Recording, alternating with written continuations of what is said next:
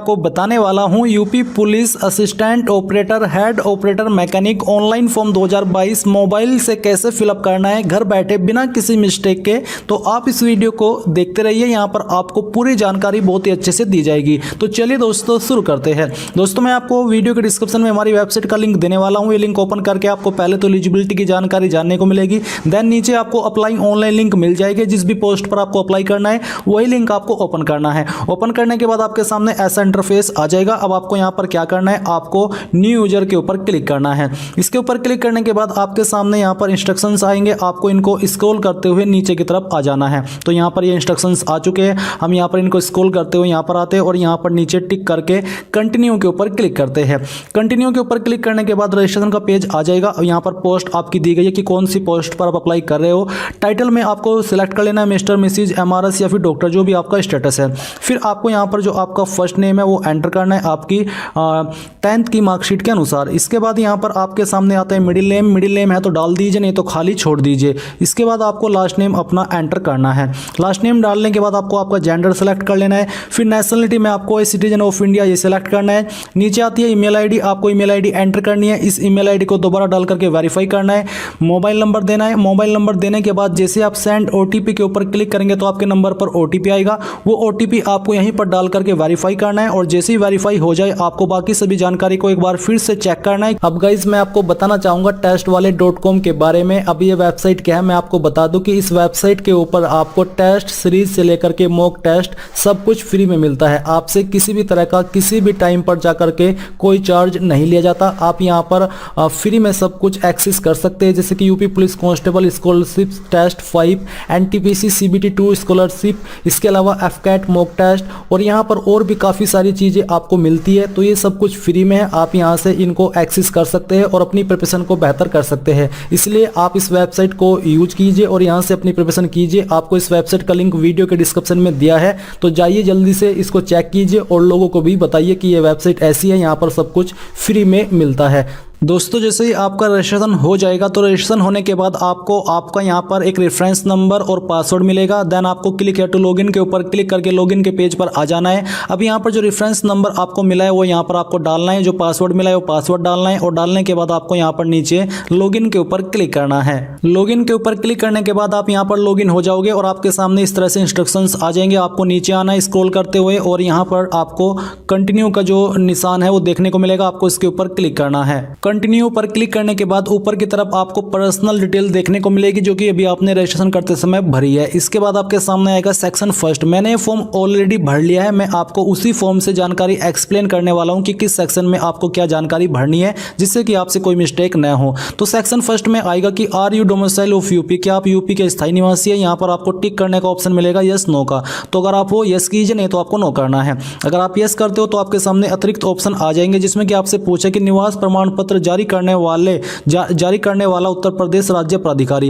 यानी कि किस अथॉरिटी के द्वारा आपका सर्टिफिकेट इशू हुआ है। अथॉरिटी होती है एसडीएम, नायब तहसीलदार, मजिस्ट्रेट, ये सभी वो अथॉरिटी होती है जो कि आपका सर्टिफिकेट इशू करती है। इनमें से किस अथॉरिटी के द्वारा आपका सर्टिफिकेट इशू हुआ है वही आपको वहां पर यस करने के बाद लिखना है, यानी कि आपको उसका नाम देना है। फिर आता है date of issuing domicile certificate, कब आपका डोमिसाइल इशू हुआ है वो आपको डेट कैलेंडर के ऊपर क्लिक करके सिलेक्ट करनी है, पहले ईयर फिर मंथ और उसके बाद में डे। फिर आता है डोमिसाइल सर्टिफिकेट सीरियल नंबर, ये भी आपको यहाँ पर जानने को मिलेगा और ये नंबर आपको आपके निवास प्रमाण पत्र यानी कि डोमिसाइल सर्टिफिकेट पर मिल जाएगा। जो भी नंबर है वो यहाँ पर आपको भर देना है। फिर है application number of domicile certificate, ये भी आपको आपके सर्टिफिकेट के ऊपर देखने को मिलेगा, वो आपको यहाँ पर देना है।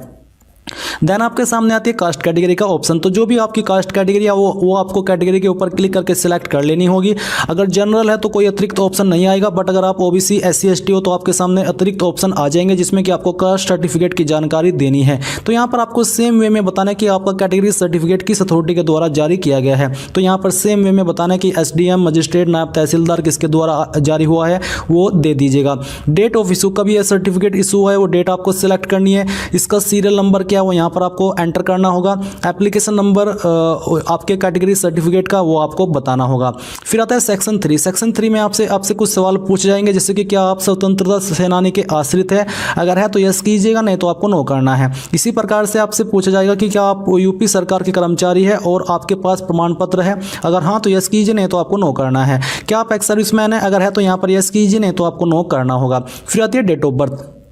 आपको यहाँ पर कैलेंडर के ऊपर क्लिक करके आपकी डीओबी सिलेक्ट करनी है, पहले डे फिर मंथ और उसके बाद में आपका ईयर, तो आपकी डेट ऑफ बर्थ यहाँ पर आ जाएगी। अब यहाँ पर दोस्तों आपके सामने सेक्शन 3 में आपके जो फादर नेम है वो आपसे पूछा जाएगा, तो जो भी आपका फादर नेम है वो आपको एंटर करना है। शादी हो चुकी है तो पति का नाम आपको देना होगा। फिर इसके बाद आपको आपका मदर्स नेम एंटर करना है। अब आता है परमानेंट एड्रेस, तो जो आपकी परमानेंट एड्रेस है वो आपको यहाँ पर फिलअप करना है, जो भी आपका एड्रेस है आपकी आईडी के अकॉर्डिंग, एड्रेस लाइन 1 और एड्रेस लाइन 2 के अंदर।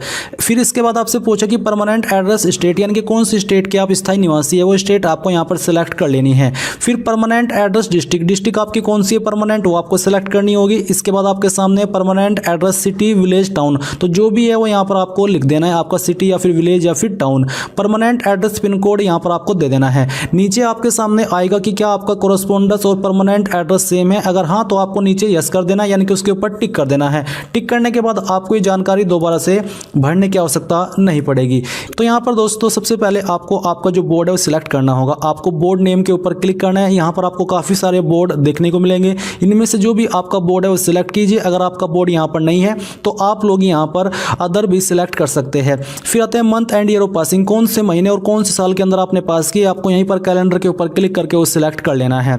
पास आपका ऑलरेडी भरा रहेगा स्टेटस, आपको रोल नंबर अपना एंटर करना है 10th की मार्कशीट का, और फिर सर्टिफिकेट या मार्कशीट सीरियल नंबर भी आपको यहाँ पर देना है। फिर आती है 12वीं की जानकारी, तो सेम वे में 12वीं की जानकारी भरनी है। पहले आपको आपके बोर्ड को सिलेक्ट करना है, उसके पहले आपको यहाँ पर ये पूछा कि क्या आपने अपनी 12वीं की परीक्षा भौतिकी, विज्ञान और गणित विषय के साथ पूरी की है, तो आपको यहाँ पर यस करना है, क्योंकि तभी आप इसमें एलिजिबल हो पाएंगे। अगर आपके पास ये नहीं था 12वीं में तो आप इसमें एलिजिबल नहीं हो अप्लाई करने के लिए। इसके बाद आपको आपका बोर्ड सिलेक्ट करना है। फिर यहाँ पर आपको 12th का रोल नंबर एंटर करना है। 12th की जो सर्टिफिकेट या मार्कशीट का सीरियल नंबर है वो आपको देना होगा।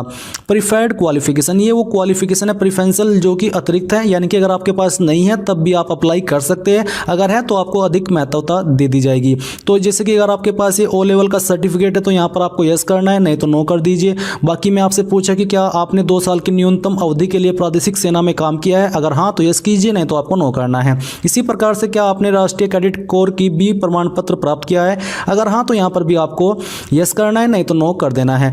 अब यहाँ पर दोस्तों आपके सामने फोटो अपलोड करने का जो सेक्शन है वो आ जाएगा। आपको यहाँ पर आपका फोटो अपलोड करना है, जिसका साइज 11 से 30 KB के बीच में रहना चाहिए। आपको चूज फाइल के ऊपर क्लिक करना है। इसके बाद जहाँ पर भी आपकी फाइल है वो सिलेक्ट करनी है, और फिर आपको अपलोड का जो आइकन देखने को मिल पा रहा है इसके ऊपर क्लिक करना है, तो आपकी फाइल अपलोड हो जाएगी। इसके बाद आपको नीचे सेव एंड कंटिन्यू पर क्लिक करना है। देन आपको यहाँ पर आपका सिग्नेचर भी सेम तरीके से अपलोड करना है। सिग्नेचर का साइज 5 से 10 KB के बीच में रहना चाहिए। तो ये सभी जो फाइल जब आप अपलोड कर लेंगे तो आपको यहाँ पर कुछ डॉक्यूमेंट अपलोड करने हैं, जैसे कि कैटेगरी सर्टिफिकेट। अगर आप SC ST OBC EWS है तो आपको अपलोड करने का सेक्शन मिलेगा, जिसका साइज 50 से 600 KB के बीच में रखा है, और फॉर्मेट कोई भी एक्सेप्ट कर लिया जाएगा। फिर आपको 10th की मार्कशीट अपलोड करनी है। देन आपको 12th की मार्कशीट अपलोड करनी है। डोमिसाइल सर्टिफिकेट अपलोड करना है। अगर आपने जो अतिरिक्त क्वालिफिकेशन थी उसमें से कोई ऑप्शन में यस किया तो उसका सर्टिफिकेट भी आपको देना होगा।